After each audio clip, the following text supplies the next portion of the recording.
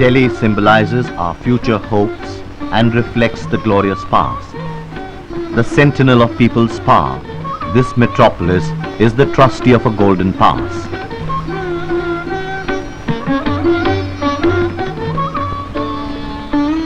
The Qutub Minar has been a mute witness to the many ups and downs.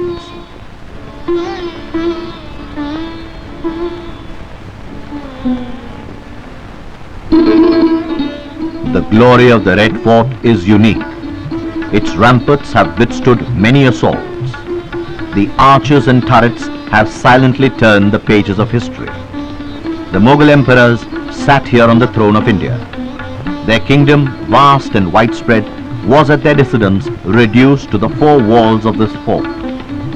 The people's beloved rulers fell from grace, and the opportunist Britishers picked up the whip.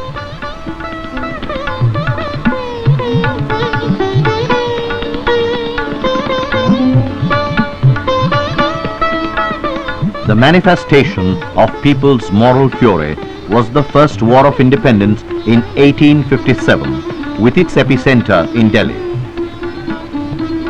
The leader of this revolt was the last Mughal emperor, Bahadur Shah Zafar. The freedom fighters did succeed in liberating Delhi, but could not retain their freedom for long.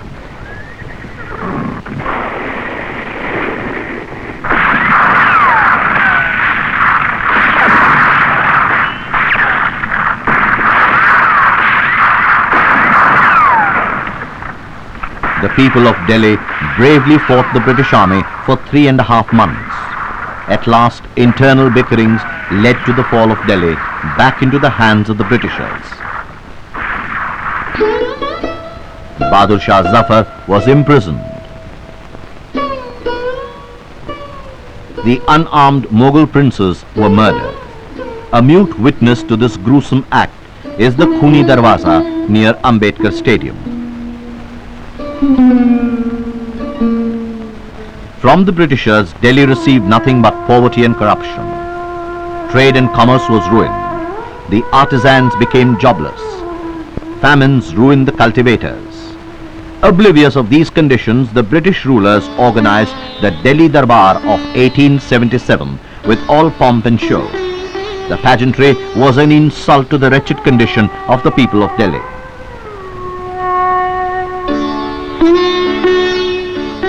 Delhi College was closed down because of lack of funds. People organized a protest meet at the town hall. The people of Delhi have always been a part of the national mainstream. In 1888, Delhi was for the first time represented at the Indian National Congress session, which was held in Allahabad. The rising national consciousness awakened the students. St. Stephen College, Hindu College and Anglo-Sanskrit School were the centers of this awakening.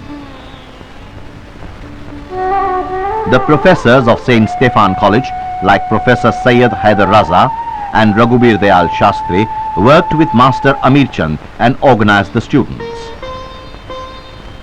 In 1903, the Darbar of Imperialism was once again staged in Delhi.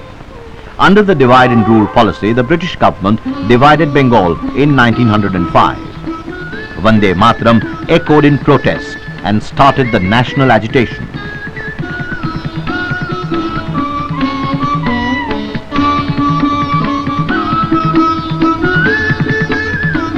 The Swadeshi movement was adopted at the Calcutta session of the Congress in 1906. It spread like wildfire and reached Delhi. The women got equally involved in this movement.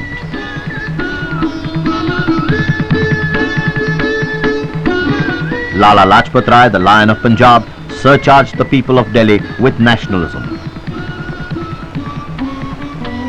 Lala Hardayal was leading the youth. This revolutionary upheaval was flourishing in Delhi also. The hub of these activities was the bookshop of Master Amir Chand.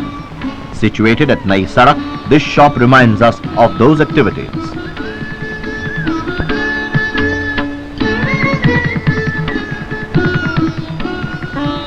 When in 1911 the British Emperor King George V visited India for the first time, it was declared that the capital be shifted from Calcutta to Delhi. near Kingsway Camp and Barodi village, a pillar is the reminder of the Shahi Darbar of 1911.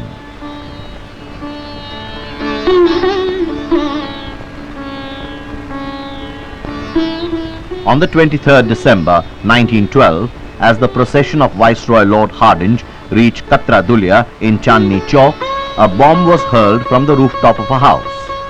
The Viceroy was wounded but survived. This building in Katra Dulya reminds us of this incident.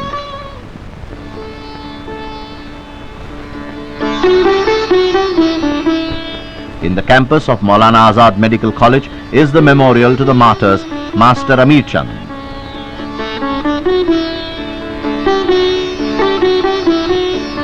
Master Awadh Bihari and Bhai Bal Mukund, who were hanged here for their involvement in the Hardinge bomb case. शहीदों की चिताओं पर लगेंगे हर बरस मेले, वतन पर मिटने वालों के यही बाकी निशान होंगे. The Home Rule movement started in 1916. A Home Rule League was also established in Delhi. The president of the 1918 Congress session in Delhi was Pandit Madan Mohan Malviya. Old Secretariat. In spite of bitter criticism in the council, the British government passed the Black Law, Rowlatt Act, in which there was no scope of trial or appeal.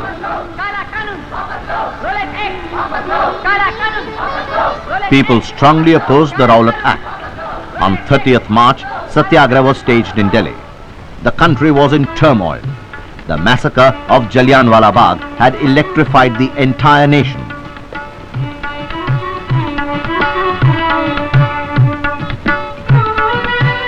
The burning fire of sorrow and anger raged all over. A long chain of meetings, processions and strikes continued all over Delhi. In 1920, Congress launched the non-cooperation movement. Gandhiji assumed the leadership of this movement. The Delhi leaders like Maulana Muhammad Ali, Shaukat Ali, Hakim Ajmal Khan and Dr. Mukhtar Ahmad Ansari were praised and respected everywhere. Swami Shraddhanand, Asif Ali and Lala Shankar Lal were leading the non-cooperation movement in Delhi. After the violent incident of Chauri Chaura, Gandhiji suspended the movement.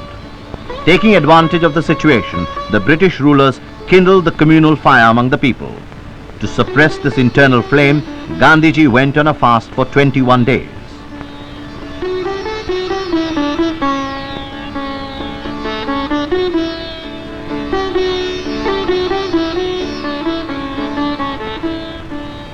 It was during the non-cooperation movement that the foundation of a national education institute named Jamia Millia Islamia was laid in Aligarh. Later on, it was shifted to Delhi.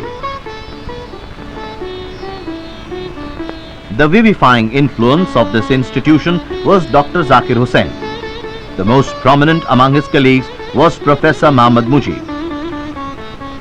In 1923 election to the Central Assembly, the Swaraj Party won gloriously. The leader of the Swaraj Party in Parliament was Pandit Motilal Nehru, and the first chairman of the Central Assembly was Vijay Patel.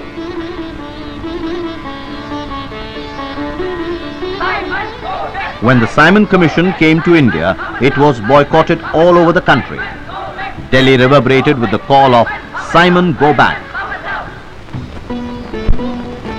On 9 September 1928, the revolutionaries formed the Indian Socialist Republican Association at Firozshah Kotla for the purpose of liberating India through a revolution.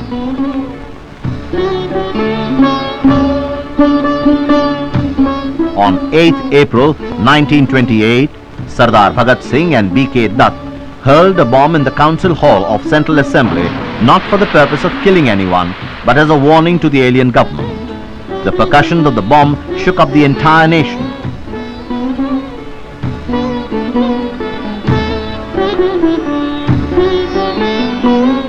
The same year, on 23rd December, an attempt was made to blow up the Viceroy's special train behind the old fort, but he escaped. The revolutionaries also started making bombs.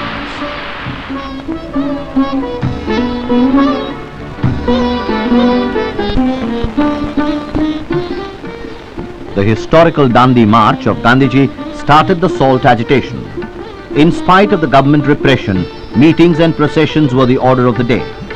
Salt was made even in Delhi at Shahbag of Silampur.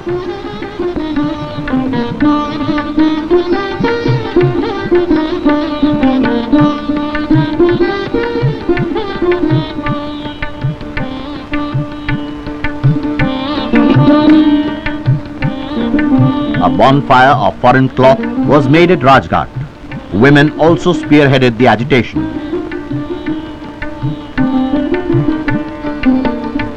A Bangle committee was formed which sent bangles to the stooges of the rulers to put them to shame. Liquor shops were picketed.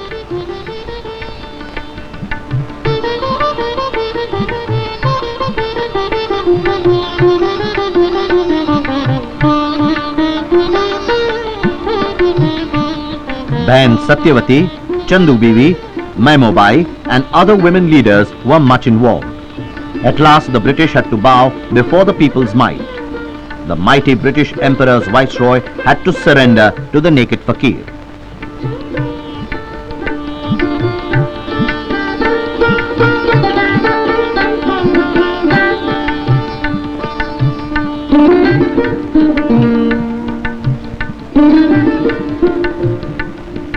After the Gandhi-Irwin Pact, Gandhiji went to England to attend the Round Table Conference, but no agreement could be reached because of the lack of sincerity of the British government.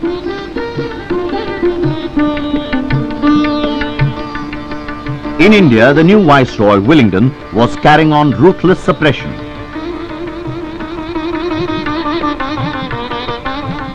In spite of the government's restrictions, the annual Congress session of 1932 was held near the clock tower of Chandni Chowk. It was the shortest session in the history of the Congress. After 2.5 years of strong and extensive struggle, the National Executive started its constructive program. A campus was built near Kingsway Camp for Dilli Harijan Sevak Sangh. In 1935, Gandhiji visited different villages of Delhi for 3 days.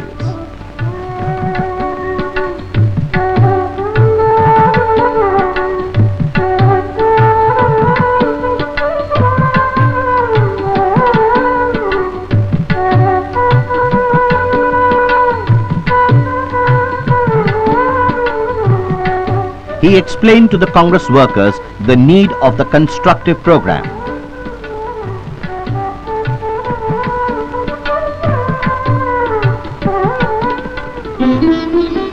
In 1937, Congress registered glorious victory in the provincial assembly elections. It was in Delhi that the different aspects of the formation of the ministries were discussed. The Second World War started in 1939. Without consulting the people, India was dragged into the war. As a protest, the Congress ministries resigned en masse.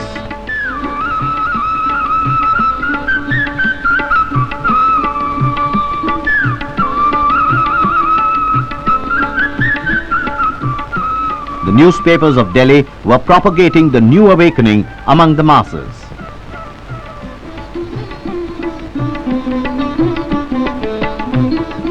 To solicit Indian leaders' cooperation in the war efforts, Sir Stafford Cripps came to India. The meetings and discussions proved futile. Cripps' magic could not budge the Indian leaders.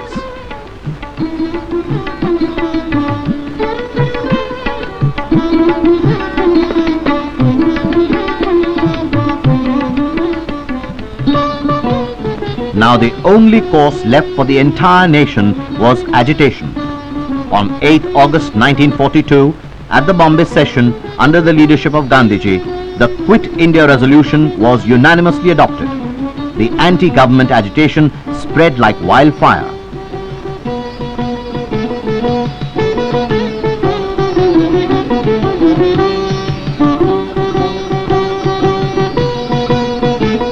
In Delhi, Jugal Kishore Khanna, C. Krishna Nair, Hakim Khalilur Rahman, Maulana Ahmad Saeed and others were the leaders of this agitation.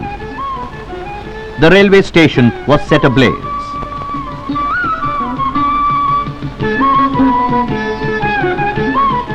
The income tax office at Pili Koti was burnt down.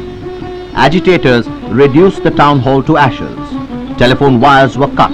Schools, mills and markets were closed. Arson and breakages, processions and meetings, bullets and lathi charges, arrests and detentions were rampant.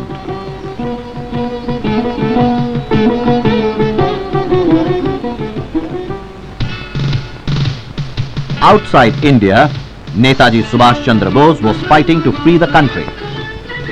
"Give me blood and I will give you freedom" was his war cry. The road to Delhi is the road to freedom. Chalo Delhi, Jai Hind.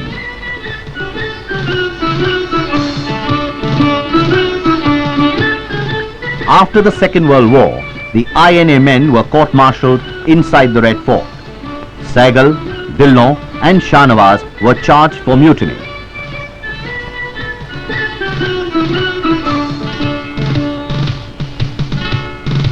Prominent barristers of the country stood up in their defense. Because of the changed circumstances and the verdict of the people, these brave soldiers of the INA were released. The release of Sehgal, Dillon and Shahnawaz was enthusiastically welcomed by the people.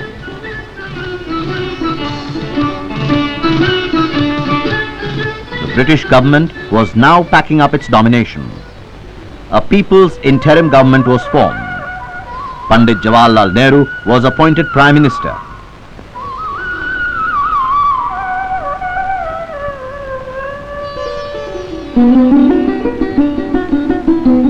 But while going, the British divided the country.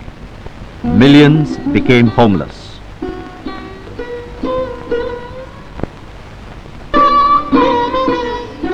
After many years of waiting, at last the glorious moment of independence arrived. The government changed hands. The midnight of 14th August saw the dawn of our freedom.